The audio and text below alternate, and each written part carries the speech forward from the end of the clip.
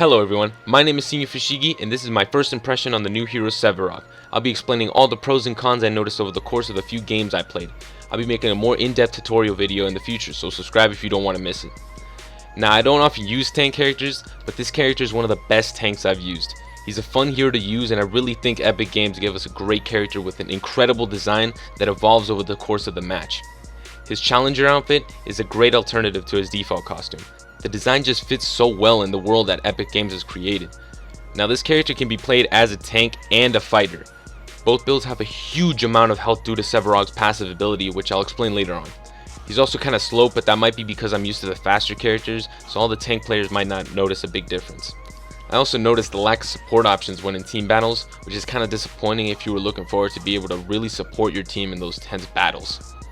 Each build has its own strengths and weaknesses, so let me start by explaining the pros and cons of the tank build. In the early game, you'll want to jungle as fast as you can while finishing off creeps with your siphon to build stacks for your passive ability. The passive ability grants you a certain amount of health for each kill you get with siphon. This passive is extremely useful because this makes him unstoppable depending on how fast you build those stacks.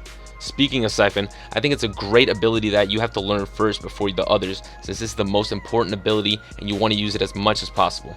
However, it has a very short range and can get frustrating if you don't hit it. It's also best to know how and when to use it when an enemy or minion has low health so you can finish them off with siphon. His cooldowns are insanely fast. You'll be using your abilities more than your basic hits due to how fast it cools down and because your abilities are much stronger than your basic hits. Like much stronger. I feel like his basics was so useless that I was having a difficult time clearing out minions when I was out of mana. His second ability is just as great. Subjugate roots the enemy and gives a bit of damage in the process. This is useful for when you don't want them to escape or if you want to combo it into another ability. It has a small AoE, so you want to make sure it will hit the target before you use it, because this is one of the abilities that has a longer cooldown. His third ability is Phantom Rush. At first glance, this seems like a good escape move, but the distance you travel won't get you out of danger with characters like Gideon, Kalari, Steel, Grux, etc. If you use this ability as an escape, you have to use it early, and not wait till the last second thinking, oh, this move will get me out of harm's way. It most likely won't. However, this ability can be used to get behind enemies and combo it into another ability like your Ultra. Or you can pass through minions using them as a wall to block your escape. Under the right circumstances, this can be a very good tool for your arsenal. His Ultra has a good knockback, which can be used to knock enemies into a friendly tower and to separate one enemy from a team into your team, making this extremely effective near towers, in team battles, and in 2v1 fights.